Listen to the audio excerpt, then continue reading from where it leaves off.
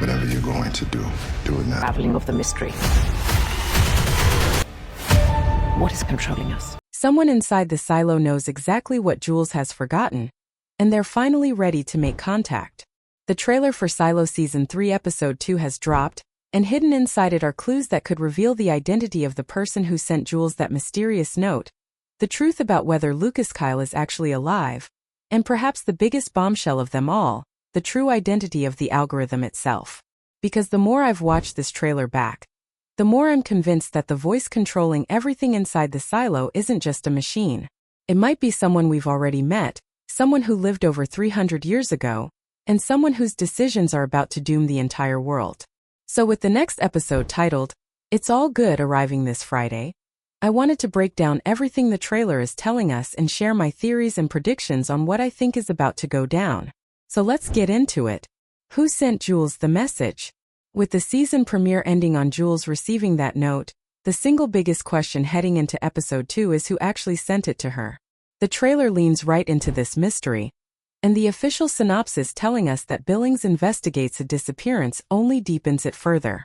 With us finding out in the premiere that Jules couldn't remember anything from her time in Silo 17, her conversation with Bernard before the fire, or the state of the outside world, and with us also learning that the capsules she was being given disguised as vitamins were actually memory suppression medication ordered by the algorithm, it's clear that somebody inside the silo is working against that plan. Somebody wants Jules to remember. And that somebody is taking a massive risk by reaching out to her because if the algorithm finds out, and let's be honest, the algorithm seems to find out everything, then that person is as good as dead. So who is it? Well, I still think there are 3 main candidates, and the trailer has actually strengthened my belief in one of them in particular. The first is Lucas Kyle, and I'll get into him properly in just a moment because I think he deserves his own section. The second is Patrick Kennedy. With Kennedy being perceived to be missing and his group of followers called the Outsiders causing chaos in the premiere and stealing a helmet, he's clearly still active and clearly still pushing the message that the display is a lie. He picked up the mantle from Jules when she went outside, and it would make complete sense for him to try and reactivate the one person who actually saw the truth with her own eyes. However, here's my issue with Kennedy being the sender. He's a wanted man. Every move he makes is being hunted, and getting a note directly into the hands of the mayor of the silo, a mayor who is being watched around the clock by Camille and Sims, would be almost impossible for someone in hiding, unless he used a middleman. And that brings me to my third and strongest candidate, Martha Walker. We didn't get a single appearance of Martha in the season premiere, and I found that really strange at the time. But the promotional material for episode 2 has confirmed that Martha is going to appear in this next episode. And I don't think that's a coincidence at all. I think the show deliberately held her back because her role in this episode is one of genuine importance. With Martha being the one person that Jules has trusted her entire life, the person who raised her down in mechanical and gave her advice through every single crisis, she is the perfect person to make contact. Ard. She knows more than almost anyone about what's really going on. If anyone could get a message to Jules without raising suspicion, it's the old woman that everybody underestimates. And here's the thing that excites me the most about this theory. Memory experts will tell you that memories are often unlocked through emotional connection, through familiar voices and familiar places. If Jules sits down with Martha, the woman who is essentially her mother, I reckon that conversation could be the very thing that causes her memories to start sparking back up.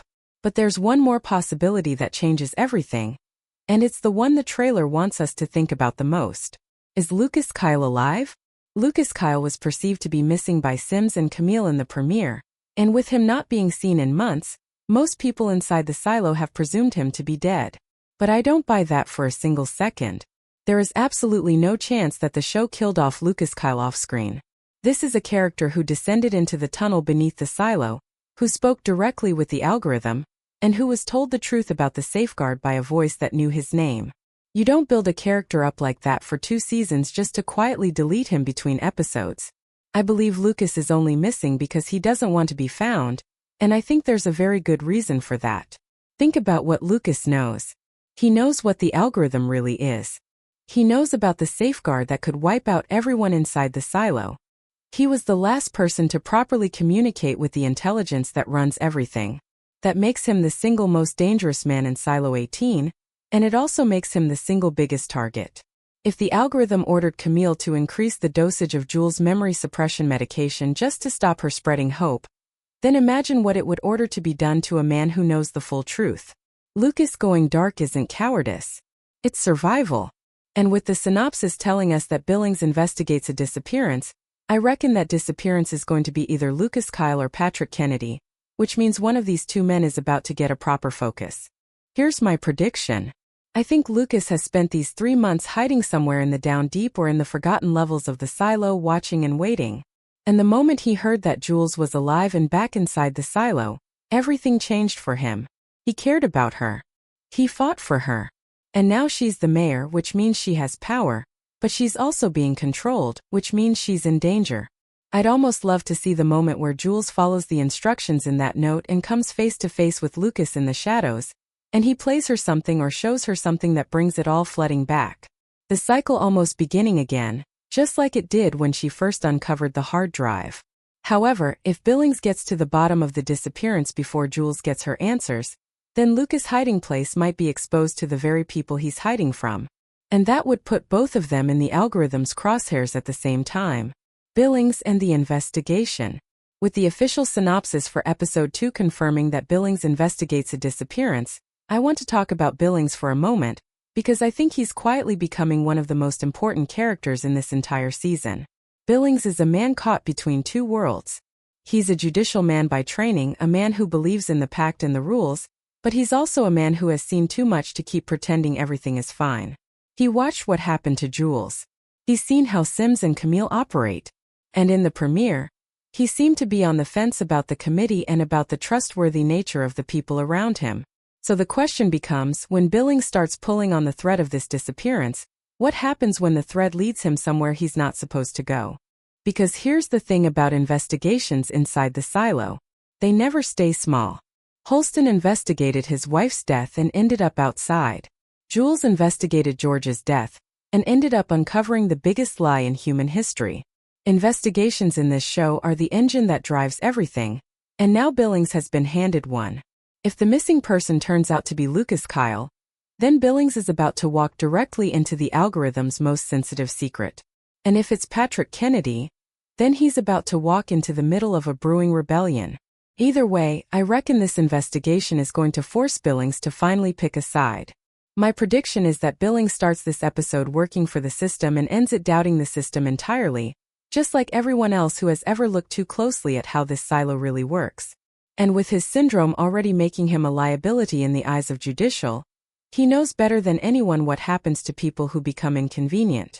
Daniel Keene and the reporter. Now let's jump 300 years into the past, because the second half of the synopsis tells us that Daniel Keene has a run-in with a reporter, and I think this storyline is about to become the beating heart of the entire season. With the premiere showing us Charlotte and the other pilots flying through that impossible cloud, and with Charlotte being the only survivor and now suffering from severe memory loss inside the Heidi Stenson facility, Daniel Keene is a man carrying an enormous amount of secrets. His sister can't remember him. The government is clearly covering up what happened in the sky. And there's a conflict with Iran brewing that only a handful of people truly understand.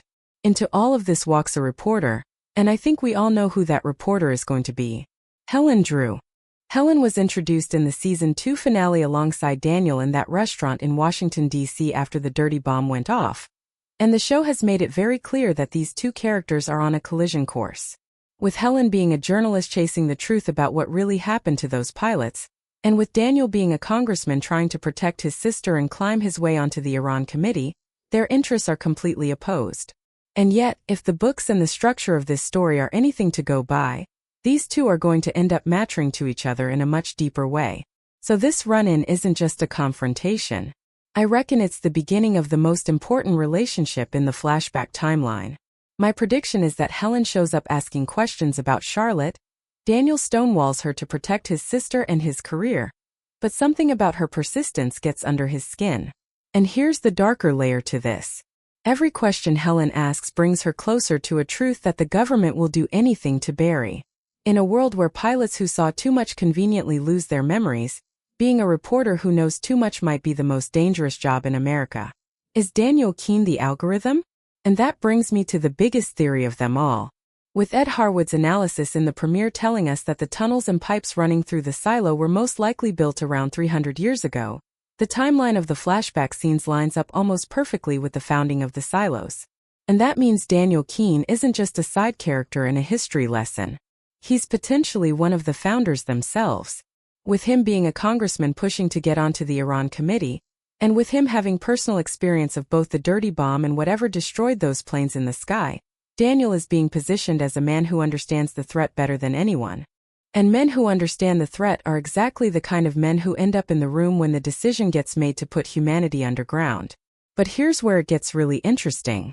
At the end of the premiere, when Camille was speaking to the algorithm and it told her to increase the dosage of Jules' medication, a lot of people noticed that the voice sounded suspiciously like Daniel Keene.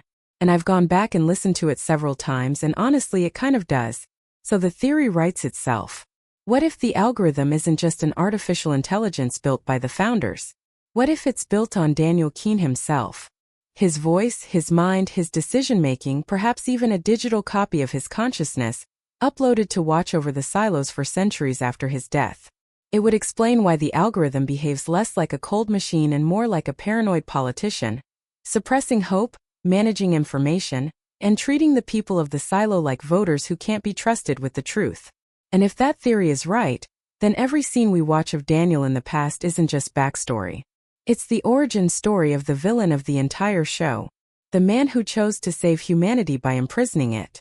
However, if Charlotte ever regains her memories of what she saw in that cloud, she might become the one person alive who knows the secret her brother would eventually kill to protect. The cloud and the memory connection. Speaking of that cloud, I want to touch on something that I think the show is deliberately placing right in front of our faces. Charlotte flew through a mysterious cloud 50,000 feet up in the air where no cloud should be. The control panel of her jet began to melt into a strange goo she could actually touch. She was the only survivor, and she came out the other side with her memory wiped. Now think about Jules. She survived the fire in the airlock, and she came out the other side with her memory suppressed. Two women 300 years apart, both survivors of something impossible, both robbed of their memories. That is not a coincidence. That is a pattern, and I think it's the key to the entire season.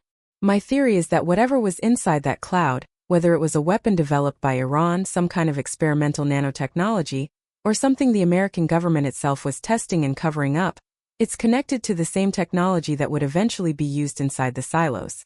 The memory suppression medication that Camille is feeding to Jules didn't come from nowhere.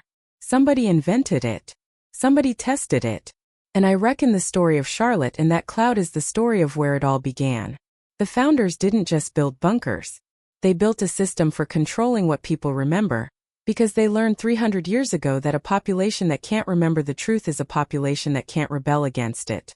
There have been theories going around about alien intervention, and that goo melting the control panel does feel otherworldly, but I don't think the show is going in that direction. I think the horrifying truth is that everything in this story, the cloud, the bomb, the silos, and the algorithm, was done by human beings to other human beings. And somehow that's far more terrifying than any alien could ever be. The Outsiders and the stolen helmet. Before I wrap up, let's talk about Patrick Kennedy's crew, because I think they're about to become a much bigger problem than anyone inside the silo realizes. The Outsiders broke into IT in the premiere and stole a helmet, and one member of the crew ended up injured with what looked like a broken wrist. So it seems like the Raiders might go on the offensive and start questioning any woman with an injured wrist, which means the walls are about to start closing in on this group very quickly. But the real question is why they wanted that helmet in the first place. And I can only see one answer. They're planning to build their own suit and send someone outside. Think about what that would mean. The entire power structure of the silo is built on controlling the narrative of what's outside. Jules went out and came back, but the algorithm has wiped her memory and locked down her story. If the Outsiders send one of their own people out with a working suit, and that person comes back and tells the whole silo that the world is survivable, then no amount of memory suppression medication can contain that. It would spark up a rebellion bigger than anything we've seen in this show so far. The message Kennedy is spreading dates right back to Jane Carmody's cleaning footage, and that message has always had the power to burn the whole system down. My prediction is that the helmet theft is only phase 1, and over the coming episodes we're going to watch this group piece together a full suit right under Judicial's nose. The only question is whether Jules gets her memories back before or after everything explodes. Final predictions. So, pulling all of this together, here's what I reckon happens in episode 2. Jules follows the note and makes contact with either Martha or Lucas, and by the end of the episode, the first crack appears in her memory suppression. Billings' investigation into the disappearance pulls him closer to the truth and further from judicial. In the past, Helen Drew corners Daniel Keene, and the confrontation lights the fuse on the conspiracy that will eventually build the silos. And somewhere in the background, the algorithm watches all of it, adjusting, calculating, and preparing to do whatever it takes to keep its secrets buried.